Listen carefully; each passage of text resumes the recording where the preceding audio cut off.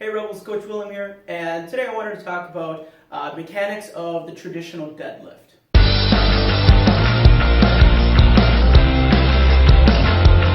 When we're looking at doing a traditional deadlift, basically what we're going to be doing is we're going to be placing the feet underneath the bar, going into the bottom position of our hip hinge, taking the slack off the bar, sit back, pull, bring it back down.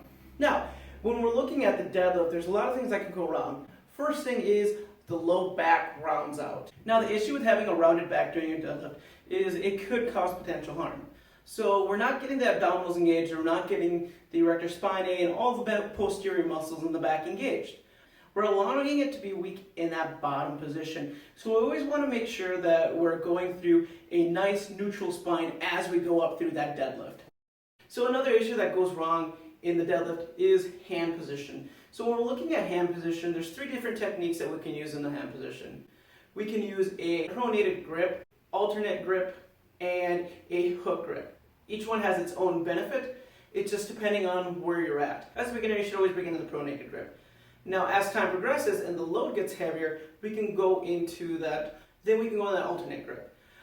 Lastly, the hook grip. That's something that really does help with your deadlift. It's just something that is very tough to get into and build up to. Again, these are three different variations. Find out which one feels best for you. Another issue that usually goes wrong in the deadlift is you squat it more than you hinge it. So when we're looking at the deadlift, we're looking at the mechanics of the hip hinge, which is a slight bend in the knee, pushing the hips all the way back, then pulling through by engaging the lats, hamstrings, and glutes throughout the top motion of your deadlift. Lastly, what happens in the deadlift that usually goes wrong is we're not utilizing the lats and the rhomboids and retracting the scapula, or using the abdominals either.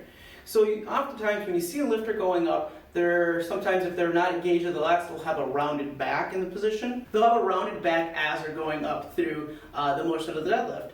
So we want to make sure that when we're in the bottom position of our setup in the deadlift, we're going to pinch our shoulder blades down and back. That way they're engaged throughout the lift.